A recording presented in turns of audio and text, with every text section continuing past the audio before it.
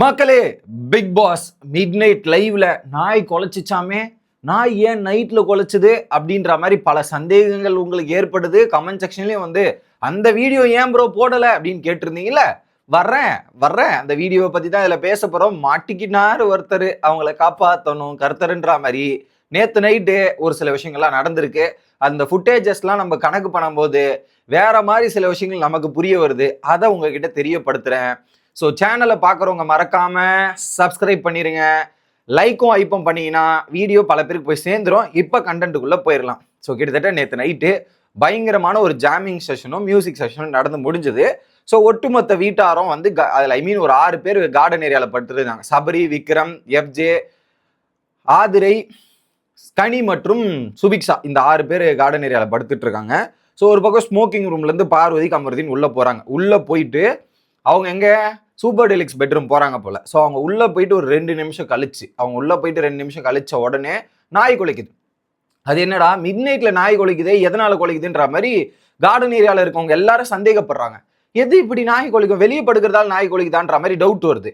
உடனே என்ன பண்றாங்க, சுபிக்ஷால எழுந்துட்டு அப்ப நேத்து சாண்ட்ரா படுத்ததுக்குமே நாய் குலைச்சிருக்கணும்ல, அப்ப இதுக்கா இல்ல இது வேற ஏதோ காரணத்துக்கா இருக்குது அப்படின்ற மாதிரி டவுட் போடுறாங்க. அந்த கேமரா விஷுவல்ஸ் அங்கிருந்து கட் பண்ணி பார்த்தா, இப்படி கேமரா விஷுவல்ஸ் கட் பண்ணா அப்படியே சூப்பர் டீலக்ஸ் பெட்ரூம்ல காட்டுது. கமருதீன் அங்க பாத்ரூம்ல இருந்து வராப்புல பின்னாடி யாரோ ஒருத்தர் எழுதுற மாதிரி ஒரு விஷுவல்ஸ் காட்டப்படுது. ஸோ இட் இஸ் ஆப்வியஸ்லி 6 பேர் இங்க இருக்காங்க, 6 பேர் இங்க. அந்த மற்றது எல்லாருமே பிக் பாஸ் பெட்ரூம்ல சூப்பர் டீலக்ஸ்ல 2 பேர் தூங்கிட்டு இருக்காங்க. சாண்ட்ரா மற்றும் திவ்யா தூங்கிட்டு இருக்காங்க. அங்க எதுவுமே இல்லை. ஸோ அங்க இருந்து பார்வதி ஃபர்ஸ்ட் முன்னாடி வராரு கமருதீன், பார்வதி எங்க பேக்ரவுண்ட்ல நிக்கிற மாதிரி தான் விஷுவல்ஸ் காட்டப்படுது. ஓகேவா, இது நடந்து முடியுது. ஸோ ஒரு பக்கம் நாய் ஏண்டா குலைக்குதுன்னா தெரிலன்ற மாதிரி கமருதீன் போறாரு. அடுத்து கானா வினோத் நாய் குலைச்சதை பார்த்து ஷாக் ஆகிட்டு வெளியே வராரு. வந்து கேட்டு அவருக்கு என்ன ஏதுன்னு தெரில. உள்ள போகும்போது பார்வதி வராங்க. அப்படியே கானா வினோத் பேசுறாரு. ஏதோ ஒரு ரெஸ்பான்ஸே இல்லாம பார்வதி அப்படியே போறாங்களா. போயிட்டு நைட்டு மிட் நைட் லைவ்ல இது ஒரு இன்சிடென்ட் நம்பர் 1. இந்த இன்சிடென்ட் நம்பர் 1 நம்ம விஷுவல்ஸ் படி இப்படி தெரியுது. நம்பர் 2ல என்ன நடக்குது, இன்சிடென்ட் நம்பர் 2லனா பார்வதி போயிட்டு கேமரா முன்னாடி, பிக் பாஸ் நான் வீட்டுக்கு போகிறேன், பிக் பாஸ் எனக்கு வீட்டுக்கு அமுச்சு விட்ருங்க, நான் இருக்க விரும்பல அப்படின்ன மாதிரி பார்வதி நைட்டு தூங்குறதுக்கு முன்னாடி அந்த கேமரா முன்னாடி உட்காந்து ரெஜிஸ்ட்ரேஷன் பண்ணுறாங்க, எனக்கு வீட்டுக்கு போகிறேன். இந்த வீட்டில் என்னால் இது ஒரு கண்ட்ரோல் என்வரான்மெண்ட்டாக இருக்குது பிக் பாஸ். எப்படி கண்ட்ரோல் என்வரான்மெண்ட்டாக இருக்குது பிக் பாஸ்?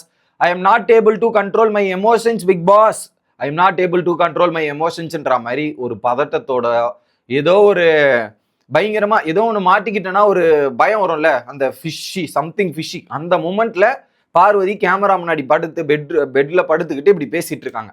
அப்ப ஏதோ ஒரு சம்பவம் நடந்திருக்கணும்ல, சம்பவம் நடந்ததால தானே இப்படி ஒரு ரியாக்ஷன்லாம் வருது. அப்போ நாய் குலைச்சதுக்கும் பார்வதிக்கும் சம்பந்தம் உண்டு அப்படின்றத நம்ம எடுத்துக்கலாம். இல்லைன்னா நீங்க ஏன் சடனா வந்து ஒரு நைட்ல கேமரால ஏன் பதிவு பண்ண போறாங்க அப்படின்ற கேள்வி எனக்கு கேட்க தோணுது. இல்லைன்னா ஏங்க பதிவு பண்ண போறாங்க, ஏதோ ஒன்று நடந்திருக்கிறதால தானே பதிவு பண்றாங்க. ஸோ கரெக்டா வினோத் வரும்போது வினோத் கிட்ட பேசல, இதெல்லாம் இருக்குல்ல, அந்த பதட்டம்லாம் மூஞ்சில தெரியுதுன்னும் போது ஆல்ரெடி பார்வதி மாட்டிக்கிட்டாங்க. 2வது வாட்டி இவங்க ஒரு விஷயத்த பண்ணியிருக்காங்க பாத்ரூம் ஏரியால அப்படின்றது தான் நமக்கு தெளிவாகிறது. நமக்கு கிளியர் கட்டா விஷுவல்ஸ் தெரியுது. இப்படிதான் இதை நம்ம கனெக்ட் பண்ணோன்னே இப்படிதான் நடக்குது. சரி, இது நைட்டு நடக்கிற கனெக்டிவிட்டி. காலில் வருவோம். ஓகே, ஸோ காலைல வந்து எனக்கு பார்த்தீங்கன்னா காலைல கார்டன் ஏரியாவில் உட்காந்துட்டு பார்வதி அந்த ஃபீலிங்ஸும் உட்காந்துட்டு இருக்காங்க. ஸோ நேச்சுரலான எனக்கு வர ஃபீலிங்ஸ் தான் இது. எப்படி நேச்சுரலான ஃபீலிங்ஸ் தான் எனக்கு. கமருதீன் சொல்கிறேன், நேச்சுரலாக வந்த ஃபீலிங்ஸ் தான். வெளியே போய் நம்ம பண்ணிக்கலாம் எதா இருந்தாலும். ஸோ நான் உனக்காக இருக்கேன் அப்படின்ற மாதிரி காலைல கமருதீன் வாக்கு கொடுக்குறான் பார்வதி. ஓகே, அடுத்து திரும்பவும் சொல்கிறான், இந்த பாரு கேம் ஃபுல்லாக நம்ம என்ன கல்யாணம் பண்ணிக்கலாம், நான் அம்மா கேட்டால் சொல்லு, நான் கல்யாணம் பண்ணிக்கிறேன்னு சொல்லிடுன்ற மாதிரி கல்யாணம் பண்ணிக்கிறேன்னு சத்தியமும் செஞ்சு கொடுத்துட்டான் கமருதீன். கல்யாணம் பண்ணிக்கிறேன்னு சத்தியமும் செஞ்சுட்டான். கேமில் ஃபோக்கஸ் பண்ணுவோம், 30 டேஸுக்கு அப்புறம் எல்லாமே பார்த்துக்கலாம் அப்படின்ற மாதிரி ப்ராமிஸும் பண்ணிட்டான். உடனே பார்வதி என்ன சொல்கிறாங்க, அம்மா என்ன நினைப்பாங்கன்னு யோசிக்கிறேன், ஒரு மாதிரியாக எனக்கு ஃபீல் ஆகுது, இது ஆகுதுன்ற மாதிரி. இந்த இடத்துல திரும்ப அம்மான்ற சென்டிமெண்ட் வந்துருச்சு. ஓகேவா, இது வந்துச்சா, இதையும் நான் கனெக்ட் பண்ணுறேன். போன வாரம் இதே மாதிரி அந்த ஆக்டிவிட்டி ஏரியாவில் ஒன்று நடந்துச்சுல்ல, ஆக்டிவிட்டி ஏரியாவில் நடந்துச்சு. அப்போ நடந்து வந்தோடனே மீட்டிங் வச்சாங்க. அதுக்கப்புறம் போயிட்டு same thing happened last week. I can control my emotions love அப்படின்ற மாதிரி முழுங்கிட்டு இந்த இது எல்லாத்தையுமே சொல்லியிருந்தாங்க. அதே தான் இப்பயும் நடக்குது.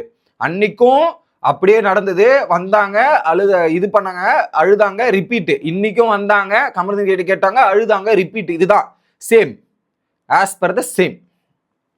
ஓகே, நான் இருக்கேன் அப்படின்ற மாதிரி சொல்லி ப்ராமிஸ் பண்ணிட்டானா, அடுத்து இதை பாரு நான் உனக்காக தாண்டே நிற்பேன், உனக்காக தாண்டே நீ இருப்பேன் அப்படின்னும் போது சொல்லும்போது, இருப்பியா அப்படின்னு கேட்குறாங்க பாரு.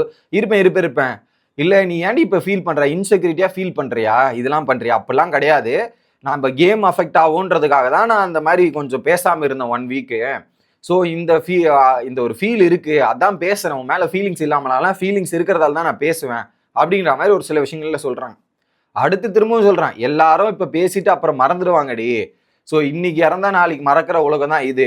ஸோ ஃப்ரீயா விடு, ஃபீல் பண்ணாத அப்படின்ற மாதிரி சொல்லும்போது உடனே பார்வதி, இல்ல அண்ணாலாம் கோர்ட்டுக்கு போவான், பிக் பாஸ்லாம் பாக்குறவங்க நிறைய பேர் இருப்பாங்க, அதனால நிறைய டேமேஜ் இருக்கும், பிக் பாஸ் பாக்குறவங்களாம் கேட்டா எப்படி இருக்கும் என் அண்ணனுக்கு அப்படின்னும் போது, ஏய் ஃபீல் பண்ண, இதுக்கு என்ன சம்மந்தம் இருக்கு? சம்மந்தம் இல்லை, உனக்கு சம்மந்தமே கிடையாது, நீ எதுக்கு இப்படி யோசிக்கிற? எனக்கும் லைஃப் இருக்கு, உனக்கும் லைஃப் இருக்கு, ஃப்ரீயா விடுன்ற மாதிரி சொல்லிட்டு அதுக்கப்புறம் அதே ஃபீலிங்ஸோட பார்வதி உட்காந்துட்டு இருக்காங்க காலைல. உனக்கு என்னடி ப்ரப்போஸ் பண்ணணுமா? ப்ரப்போஸ் பண்ணணுமா அப்படின்ற மாதிரி கேட்கும்போது, நீ சோகத்துல கூட அழகாதண்டி இருக்க அப்படின்ற மாதிரி சொல்றாரு.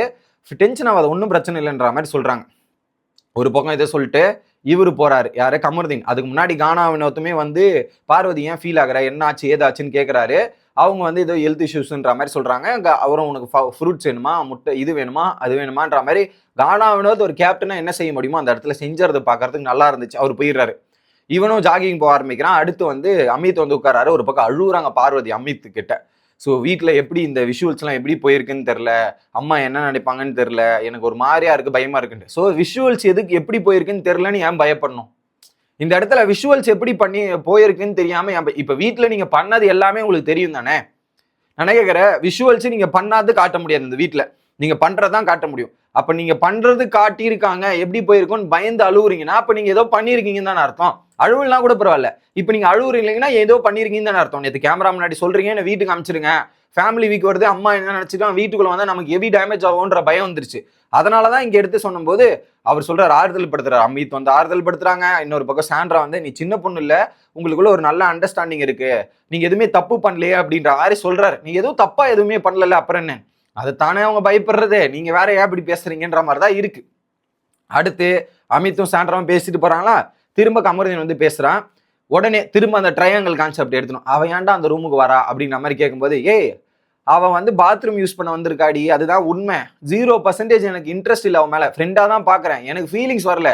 உனக்கு டிஃபரன்ஸ் தெரியலையா? உனக்கு பேசிக் காமன் சென்ஸ் இருக்கா இல்லையா?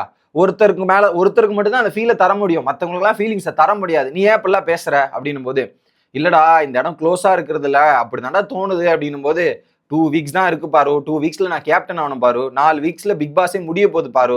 அதனாலதான் எல்லாத்துலயும் இந்த லைஃப்ல பாசிட்டிவ் நெகட்டிவ் இருக்கதான் செய்யும், இது இரண்டையும் சேர்ந்து வாழ்றதுதான் வாழ்க்கை, அதை புரிஞ்சுக்கோ அப்படின்றத சொல்றாரு.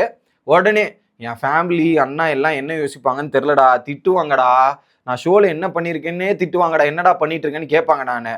ஸோ அது விடு, நான் என்னதான் இருந்தாலும் உனக்காக நான் வந்து நிற்பேன் பாரு, என்னால பேசாமலாம் இருக்க முடியல, நமக்குள்ள ஒரு ஃபீலிங் இருக்கு, அந்த ஃபீலிங்கை தாங்க முடியலன்னு ஓப்பனா சொல்லியிருப்பாரு, பிரச்சனையே கிடையாது, நான் வெளியே வந்து கூட உன்னை பார்த்துக்கிறேன், எல்லாத்தையும் ஹேண்டில் பண்ணிக்கிறேன், உனக்கு என் மேலே பட்டர்ஃப்ளைஸ் இருக்குல்ல, எனக்கும் உன் மேலே பட்டர்ஃப்ளைஸ் இருக்குன்ற மாதிரி பயங்கரமான அட்வைஸும் பயங்கரமான ப்ராமிஸும் எல்லாமே இங்கே நடந்து கொண்டு இருக்கிறதுன்னு நம்ம பார்க்க முடியும். ஸோ லிட்ரலி பார்வதி வந்து நேற்று பண்ண இஷ்யூவை மாட்டிக்கிட்டாங்க, சீரியஸாக மாட்டிக்கிட்டதால தான் நேற்று நைட்டு போய் கேமரா முன்னாடி பதிவு பண்ணதா இருக்கட்டும், இதெல்லாம் பண்ணதா இருக்கட்டும், இன்னைக்கு காலைல வந்து அழுததா இருக்கட்டும், எல்லாமே இது நடக்கிறதுக்கான காரணம். அதுல மையப்புள்ளி என்ன, என் வீட்டுல என்ன பார்த்துருக்காங்க, எது போயிருக்குது அப்படின்ற பயமா இருக்குன்னு சொல்றாங்களே, அதுதான் அங்க ஒரு பாயிண்ட். அப்ப நேற்று நைட்டு நடந்திருக்குன்றது தான் பாயிண்ட். இதே தான் போன வாரமும் நடந்துச்சு. அவங்க வெளியே வந்து அழுது ஐ கண்ட்ரோல் மை எமோஷன்ஸ் இதெல்லாம் சொல்லும் போதே தெரிஞ்சுக்கணும் என்ன நடந்திருக்கு அப்படின்றத புரிஞ்சுங்க. நடு ராத்திரில நார்மலா நாய் எந்த பிக் பாஸ்லயும் கலைக்காது மக்களே. இந்த இடத்துல நாய் குலைக்குதுன்னா ஏதோ ஒரு சம்பவம் நடந்திருக்கு, அந்த சம்பவம் இங்க இருக்கணும்னாலும் கிடையாது. ஒரு பக்கம் திவ்யா யோசிச்சு பாருங்க, ஒன்னு கார்டன் ஏரியால, 2 ஆப்ஷன், கார்டன் ஏரியால இருக்கிற 6 பேர் ஏதாவது பண்ணிருக்கணும், அவங்க எதுவுமே பண்ணல அந்த மாதிரி நாய் குலைக்கிற மாதிரி. அதுக்கப்புறம் அந்த பிக் பாஸ் பெட்ரூம்ல எல்லாம் தூங்கிட்டாங்க, சூப்பர் டீலக்ஸ்லயும் தூங்கிடுறாங்க. அப்ப அந்த இடத்துல ஆக்டிவா இருந்தது யாரு? 3 நபர்கள். இன்னொரு பக்கம் கேப்டன் வினோத், அவர் தனியா அவர் பெட்ரூம்ல இருந்தார், அங்க எதுவும் நடந்திருக்காது. ஓகே, அப்ப மிச்சம் 2 பேர் யாரு? பார்வதி அண்ட் காமருதீன். ஆப்வியஸ்லி அவங்க தான் கனெக்டட், அவங்க தான் இன்வால்வ்டு, அவங்களுக்காக தான் நாய் குலைச்சிருக்கு, ஏதோ ஒரு விஷயத்த பாத்ரூம்ல பண்ணியிருக்காங்கன்றதா சொல்யூஷன். நீங்க நம்புறீங்களோ நம்பலையோ, இதுதான் இது. நான் எதுவுமே நடக்காத விஷயத்த சொல்லல, நடந்த விஷயத்த சொல்றேன் அப்படின்றத சொல்லிக்கிட்டு வீடியோ முடிக்கிறேன். உங்களோட கருத்துக்களை கமெண்ட் செக்ஷன்ல போட்டுருங்க. Bye guys.